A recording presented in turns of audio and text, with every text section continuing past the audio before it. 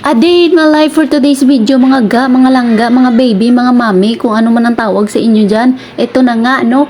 Dahil nga marami akong mga bisita dito sa bahay ng mga bulinggit kasi nga yung mama nila ay pumunta ng Maynila, iniwan sa akin, nakiusap na sabi nga ay bantayan ko daw muna saglit yung anak nila.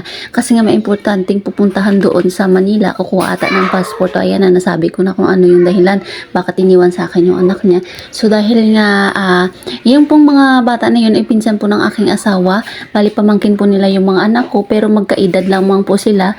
Ay ito na nga guys, so dahil marami dito mga bulinggit sa bahay, naisipan ko na lang na gumawa ng pangmeryenda nila. Kasi nga alam nyo naman yung mga bulinggit, diba guys, no? Gusto nila yan, may kinukutkot sila ng mga pagkain. Sabi ko sa kanila, kasi wala akong maisip talaga na pwede kong pangmeryenda sa kanila kasi wala din akong budget. So ito na nga, dahil marami nga akong natira dito mga ingredients pa sa bahay na yung pang ingredients ko sa puto cheese natin, ay gumawa na lang ako ng eto nga pancake. Yun na lang yung pinakamadaling gawin natin, easy na lutuin dito sa bahay, tsaka less din yung ingredients, no? Bali yung ingredients ko pala dyan guys, no, ay ilang lang, 2 itlog, swak na gatas, margarine, at syempre baking para may kunting alsa-alsa naman yung ating pancake.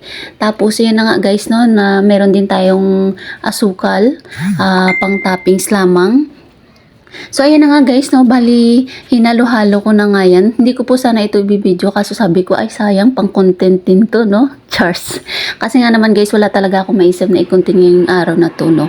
Kasi nga medyo busy din ako sa mga bulinggit na to. Kaya ayan na nga guys, no, pagkatapos pala nyan guys, no, hinalo-halo ko na yung lahat hanggang sa medyo magkunting lapot lang siya.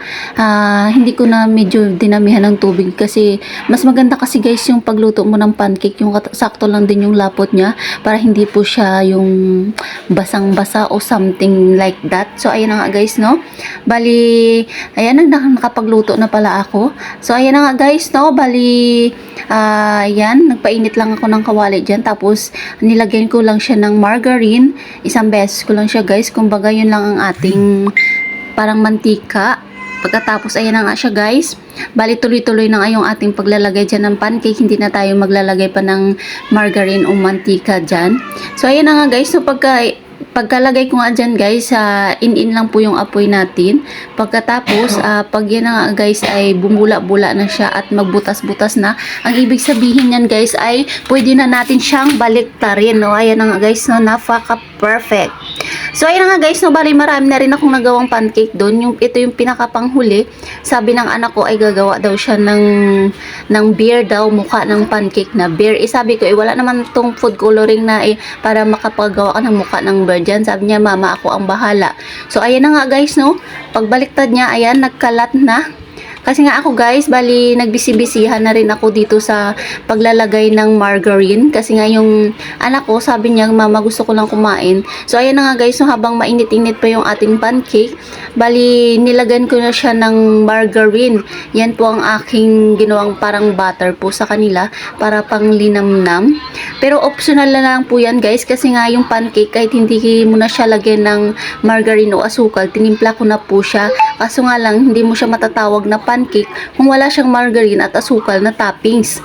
So ayan na nga guys, no, habang busy-busyhan ako dyan sa paglalagay ng mga margarine, ayan, bali yung margarine na pala yan guys, no, bali natira ko rin yan na ingredients sa paggawa ng puto cheese. So ayan, napakinabangan ko pa siya kasi nga naman yung mga bata talaga guys, pag wala talaga silang merienda, parang akala mo mga kawawa talaga sila.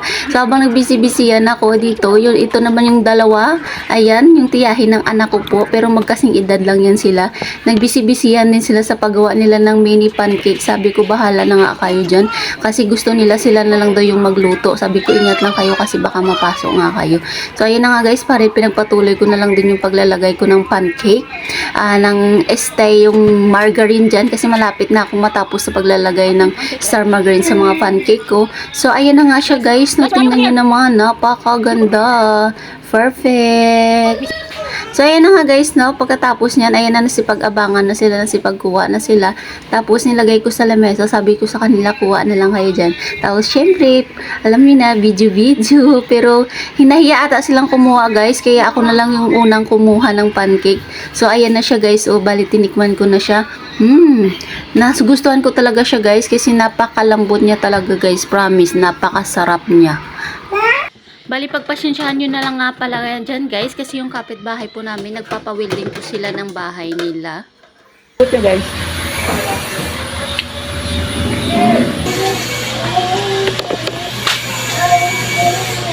Ay, tapos.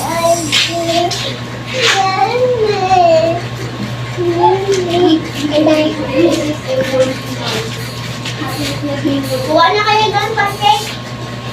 Okay. Kuha na doon, pancake.